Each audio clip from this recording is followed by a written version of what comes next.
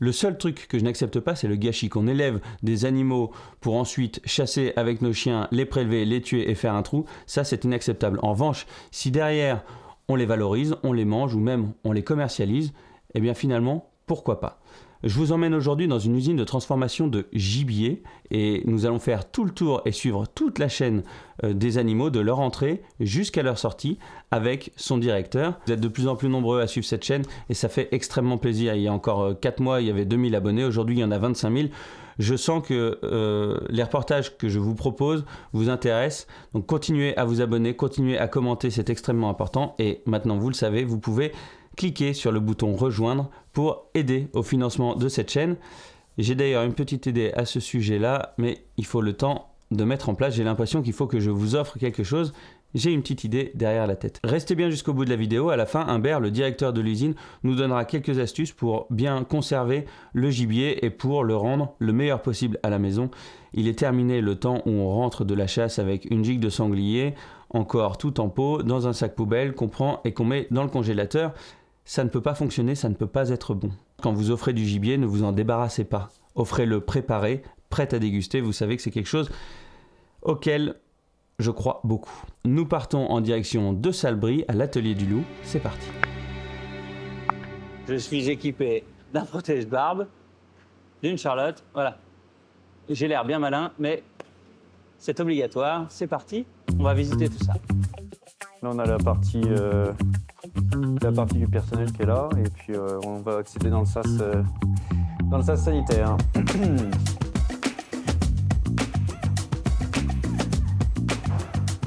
Alors là, on a le passage obligé pour tout le monde, c'est de pouvoir rentrer proprement dans les installations. Donc forcément, on est obligé de s'équiper de charlotte sur chaussures et des vêtements de travail. Passage aussi au lave-mains et pour pouvoir rentrer dans les meilleures conditions d'hygiène. On peut voir qu'un chasseur nous rapporte du gibier. On le met directement à pendre sur notre système de raillage pour pouvoir procéder ensuite à la pesée et au contrôle sanitaire, que les carcasses soient bien conformes, qu'il n'y ait pas de balles d'abdomen, qu'il n'y ait pas de mauvaises souillures et que les viscérations aient été effectuées dans de bonnes conditions. Donc là, si les balles ne sont pas conformes, si ça ne correspond pas, ça repart. Oui, c'est rejeté. J'ai effectué également une prise de température pour m'assurer que les viandes étaient refroidies, puisque la chasse a eu lieu hier. On est bien à une température inférieure à 5 degrés. Donc ça a bien été mis en chambre froide avant de nous être apporté. Donc là, on le voit bien, les sangliers arrivent, ils sont encore en pot. Ils sont vidés, il y a juste la symphyse qui est coupée. En fait, on est obligé, pour pouvoir garantir une bonne conservation des viandes, d'éviscérer au plus rapidement possible après la chasse. On demande à ce que ce soit fait au maximum dans les 3 heures, parce que suite à ça, si on traîne un peu plus, il y a un phénomène de gonflement des intestins dû aux bactéries qui sont à l'intérieur, qui gênerait l'utilisation de la viande derrière. Au final, on répond aux mêmes normes d'hygiène que pourrait répondre un abattoir traditionnel, sauf que l'abattoir traditionnel, on maîtrise l'abattage et on maîtrise la viscération qui se fait directement après l'abattage. Sauf que là, vu que ce sont des prélèvements qui sont effectués en milieu naturel, malheureusement, il peut y avoir certaines balles qui ne correspondent pas à une bonne utilisation de la viande derrière. Une balle d'abdomen ou même une balle qui irait traverser les gigots et salir toute la carcasse, on ne peut pas les accepter. Le but est de pouvoir garantir le même niveau d'hygiène sur du gibier que sur des viandes de boucherie traditionnelles. J'imagine que les chasseurs le savent et ils font extrêmement attention à ce qu'ils vous emmènent, histoire que ça ne reparte pas directement. Tout à fait. Parce que déjà, on leur transmet un cahier des charges pour leur demander de travailler selon nos exigences, que ce soit les nôtres ou même celles de mes confrères qui ont à peu près tous le même cahier des charges.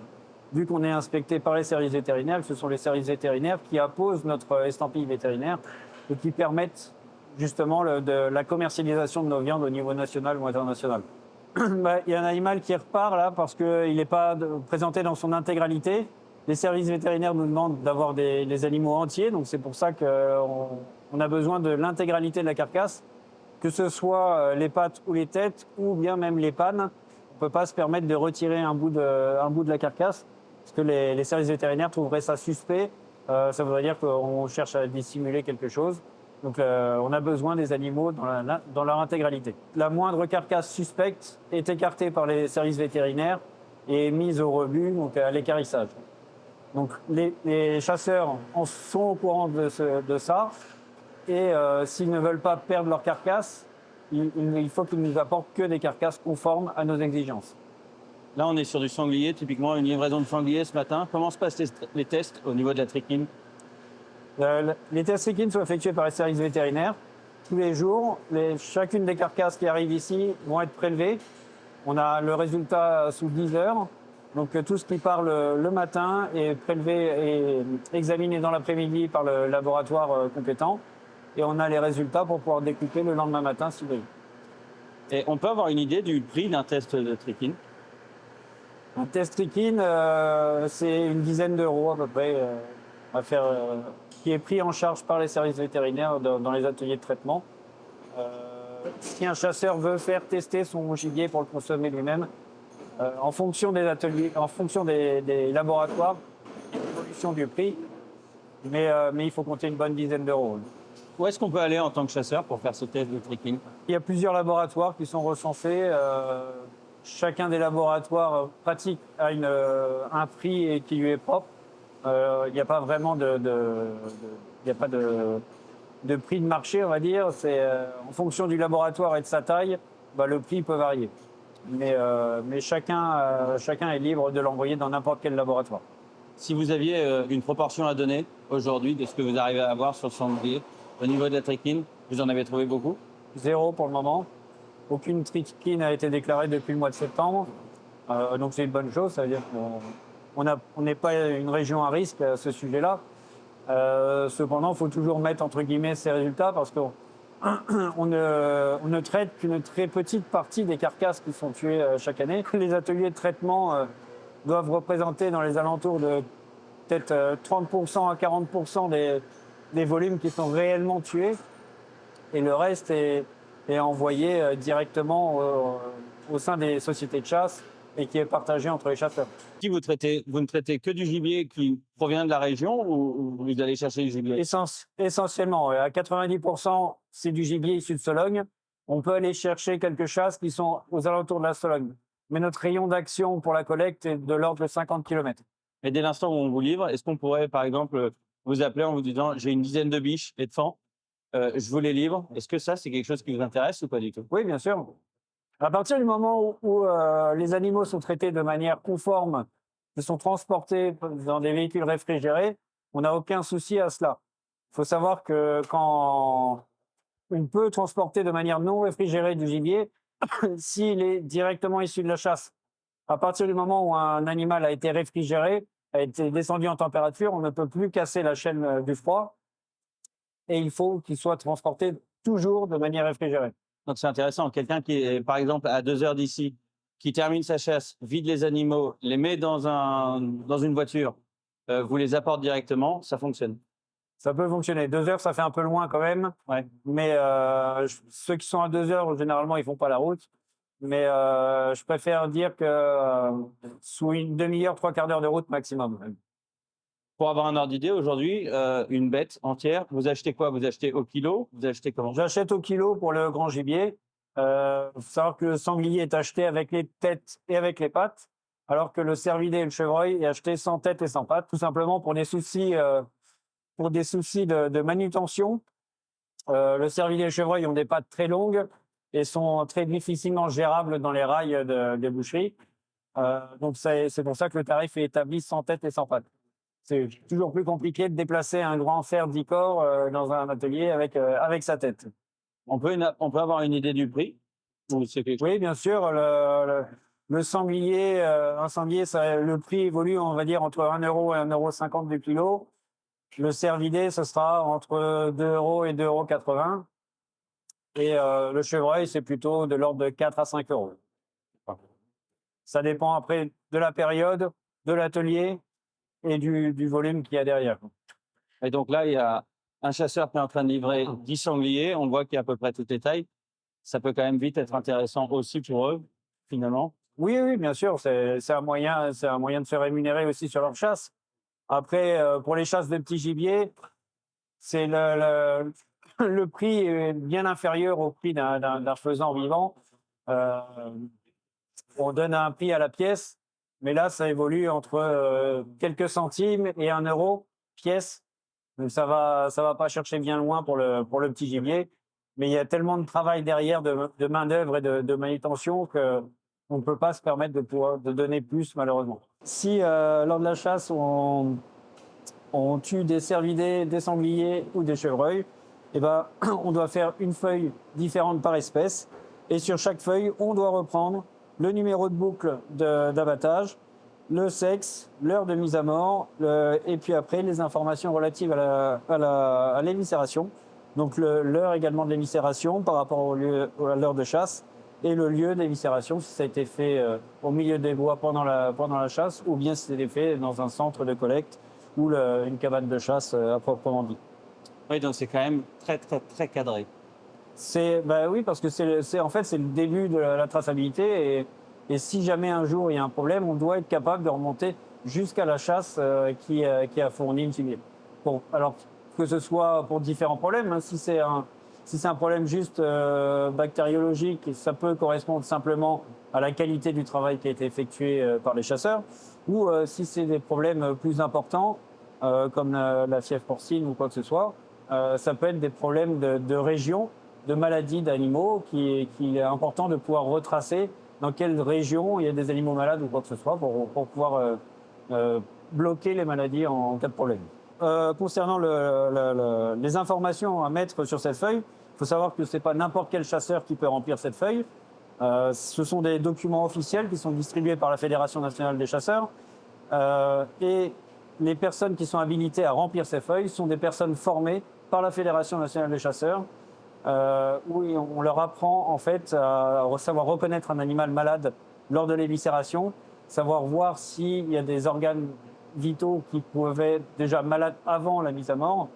Et donc, lors de l'éviscération, il est demandé aux chasseurs formés de contrôler les viscères de chacun des animaux et de pouvoir compléter cette feuille en fonction des informations qu'il a relevées. Ça veut dire que si demain on est dans une chasse et qu'on n'a pas une personne qui a suivi la formation faite par les fédérations, on ne peut pas réceptionner le gibier, nous, au sein de notre atelier. D'accord. Et de la même manière pour le petit gibier que pour le grand gibier, c'est un chasseur qui a été formé par la Fédération des chasseurs qui est autorisé à remplir ce genre de documents. Qui est donc responsable. Oui, et qui est responsable du coup des informations qu'il y dépose. Donc là maintenant, on se situe dans le frigo de réception du grand gibier. On est cerné par les sangliers là. Et on peut voir qu'une fois qu'on a fait notre propre traçabilité en reprenant les informations de la feuille de déclaration du chasseur, et après c'est les services vétérinaires qui officient derrière moi et qui réalisent tous les prélèvements des trichines qui sont obligatoires et qui sont effectués par les services vétérinaires. On prend un petit bout du jarret de l'animal pour pouvoir envoyer au laboratoire et déceler les trichines. Il est à combien le frigo là? Ça caille hein? Là il est à 2 degrés le frigo. Ah, c'est pour ça. Le but, c'est de maintenir le plus frais possible les carcasses pour éviter qu'il y ait une prolifération bactérienne et refroidir le plus rapidement possible les carcasses qui rentreraient chaudes. Parce que forcément, les chasseurs qui viennent de chasser et qui nous apportent les carcasses, la carcasse est encore à plus de 35 degrés et il faut la refroidir au plus vite. C'est pour ça que ce frigo est entre 1 et 2 degrés et surtout est très ventilé pour amener du frais très rapidement dans les carcasses. Donc là, on se situe au niveau du premier poste de la dépouille. Donc dans un premier temps, on a une aide mécanique où le rail descend sur une table d'affalage, ce qui permet de poser sur le dos l'animal. On procède à l'ouverture du cuir. Donc on ouvre au niveau des flancs et au niveau des jarrets le cuir de l'animal pour ensuite remonter sur le rail et se retourner vers l'arrache-cuir où là c'est un système de treuil inversé qui va venir tirer le cuir vers le bas et ça va tirer tout seul de manière automatique. Une fois que tous les animaux sont dépouillés, ils sont recontrôlés par les services vétérinaires pour s'assurer que la carcasse soit propre, qu'il n'y ait pas de souillure, que ce soit interne ou externe, qu'il n'y ait pas des balles qu'on n'ait pas pu voir avec la peau, qu'il n'y ait pas de maladies visibles sur la carcasse et qu'elle soit conforme pour la découpe. Une fois que les carcasses sont validées par les services vétérinaires, elles sont toutes estampillées avec notre numéro d'agrément pour pouvoir nous autoriser à les découper.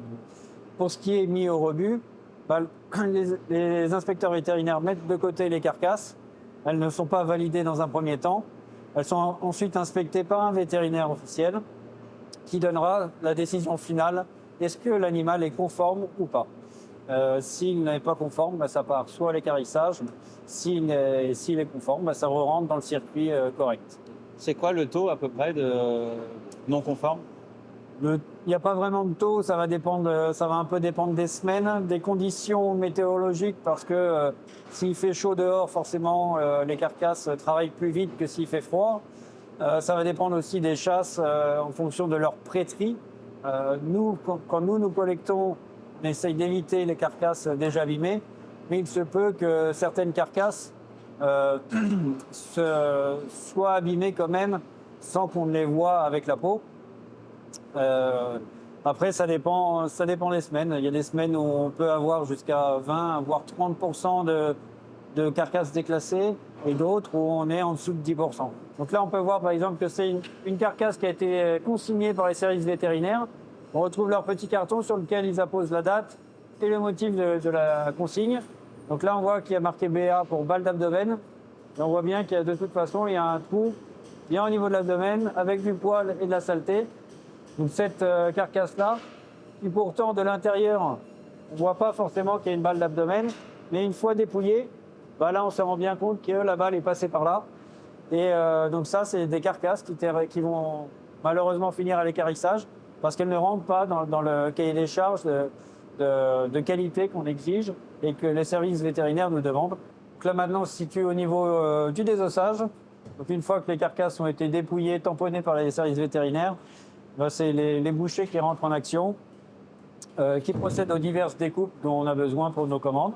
Donc soit des pièces avec os, soit des pièces sans os. Chaque morceau, ça découpe en fonction de sa taille, des besoins en commande et des besoins immédiats.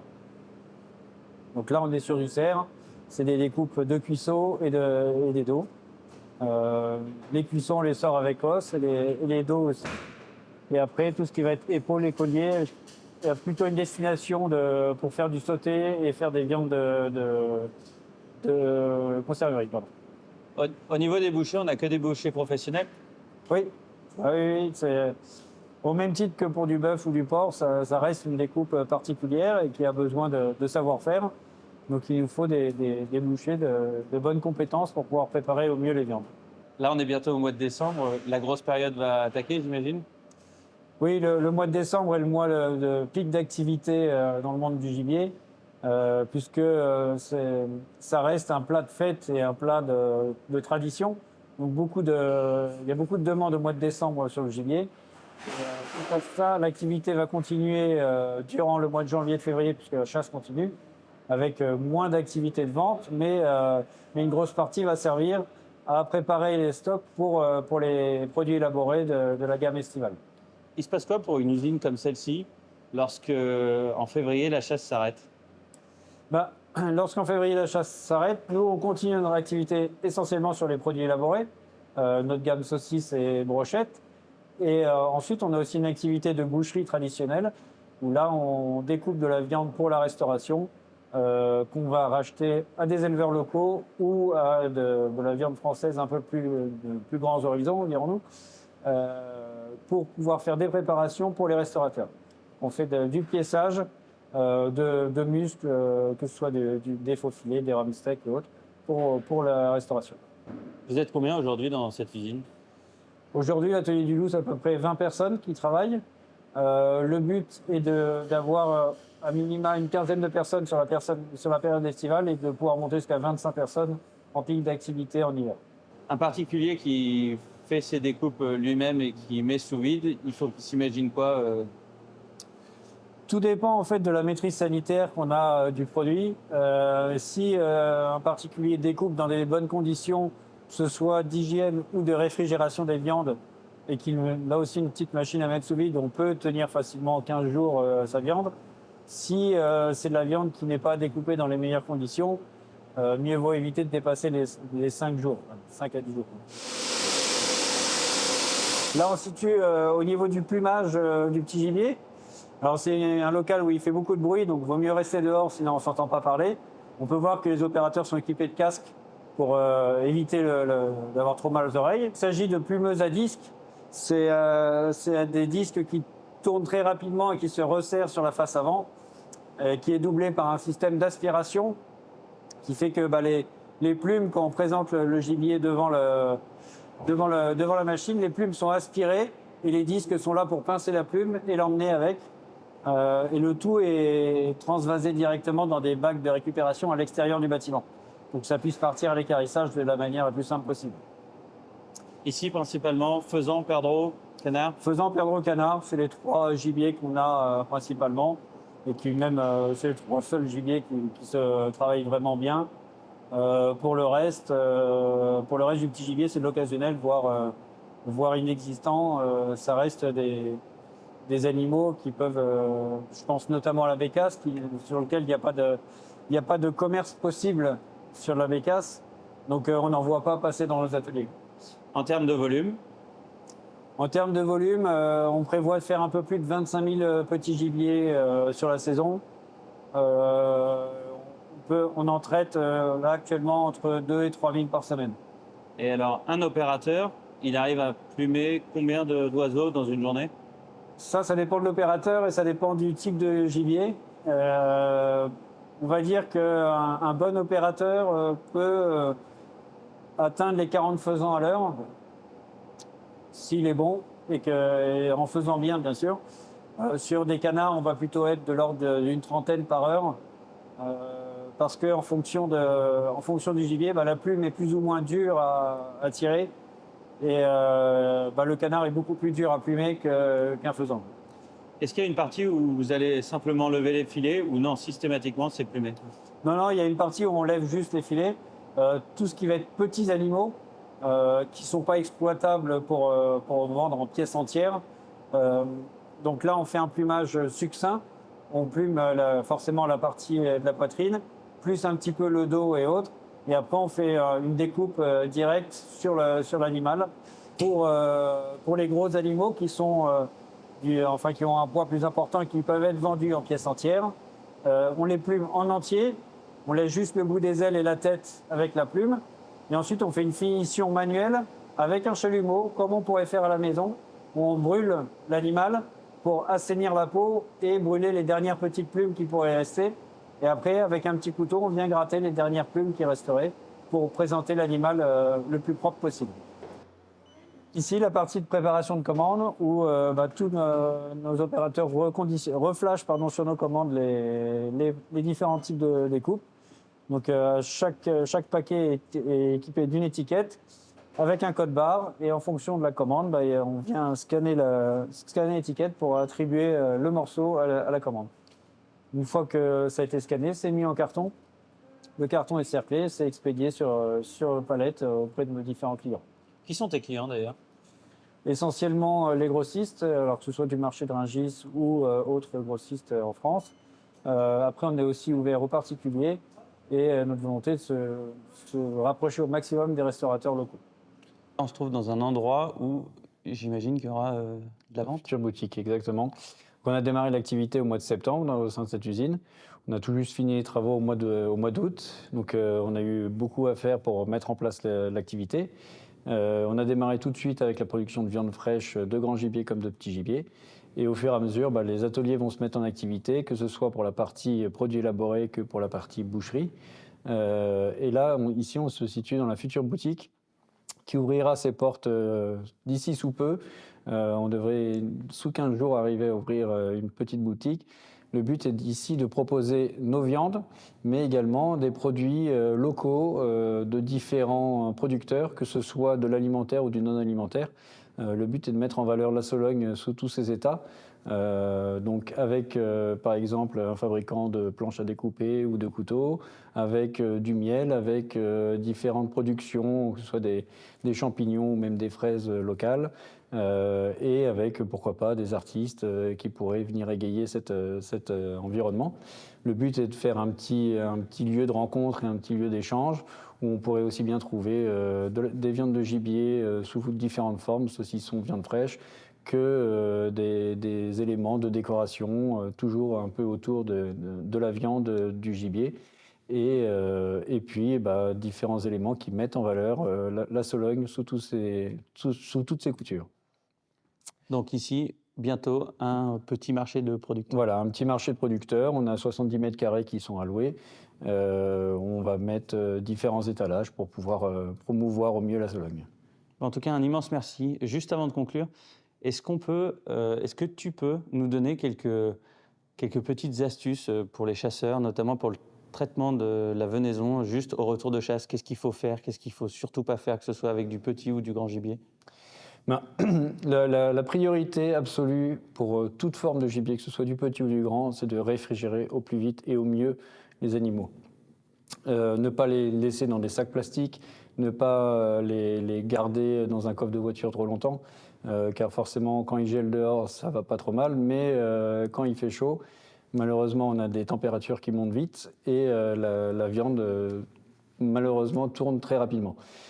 Une fois que c'est réfrigéré, lors du petit gibier à plumes, ça peut se conserver une dizaine de jours facilement en plumes et avec les intestins au frais avant d'être travaillé. Dans le bas du réfrigérateur? Dans le bas du réfrigérateur, mais ce qu'il faut, c'est qu'il y ait du frais et qu'il y ait de la ventilation. S'il n'y a pas de ventilation, eh ben ça peut monter en température malgré le froid extérieur. Il ne faut pas oublier qu'un canard a des plumes qui sont justement là pour éviter d'avoir trop froid. Et le mieux, c'est de pouvoir le ventiler pour que ça refroidisse rapidement. Une fois que c'est réfrigéré, il n'y a pas de problème, ça peut se tenir une dizaine de jours. Pour le grand gibier, c'est pareil. Toujours faire en sorte de réfrigérer la carcasse le plus rapidement possible. Après une éviscération aussi qui a lieu le maximum 2-3 heures après la mise à mort. Et on ne rince pas? Et on ne rince pas les animaux, c'est une pratique qui est interdite par les services vétérinaires. Et en plus, ça ne fait que donner à manger à nos petites bactéries chéries. Donc le mieux, c'est vraiment d'éviscérer rapidement dans les conditions optimales, ne pas percer les intestins, faire attention que la carcasse soit propre et ne soit pas souillée. Et à partir de là, tant que c'est réfrigéré, on peut garder un animal en pot entre 5 et 10 jours. Ça permet à la viande de maturer gentiment et de se détendre. Et ensuite, une fois que ça a passé 5 jours au frais, on peut procéder à la découpe et mise soit au congélateur, soit au frais, sous vide ou non, des aliments. Si jamais on a dépouillé l'animal, combien de temps on peut le garder au réfrigérateur? Par exemple, je rentre de la chasse avec un cuisseau de sanglier qui a été dépouillé. Combien de temps je garde ça? Est-ce qu'il faut garder ça, congeler tout de suite? Qu'est-ce qu'on fait? Non, si ça a déjà été dépouillé sur le lieu de chasse, il vaut mieux quand même garder 2-3 jours au réfrigérateur avant de travailler pour laisser le temps à la viande justement de maturer et de se transformer en viande et de ne plus être un muscle, pour que ça se détende et qu'elle soit meilleure à consommer. Après, il faut quand même ne pas trop traîner à découper et à mettre soit sous vide, soit à mettre à congeler pour que la viande puisse se conserver de la meilleure des manières. Un immense merci pour ton accueil. Merci de nous avoir fait visiter cette usine. Bon courage. Avec grand plaisir. Et n'hésitez pas à venir nous voir et à venir découvrir cette entreprise. Tu nous rappelles l'adresse? Donc on est au 34 avenue de Toulouse à Salbris, en plein cœur de la Sologne, pour être au plus proche de nos chasseurs. Donc voilà, merci beaucoup. Merci, bon courage pour l'installation de cette petite zone de vente. Merci pour l'accueil et puis à bientôt. Avec grand plaisir, à bientôt.